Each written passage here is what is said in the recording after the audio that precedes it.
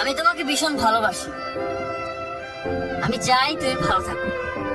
আমাকে তোমার ঠিক যতটুকু প্রয়োজন তার চেয়ে বেশি চাই তুমি ভালো থাকো।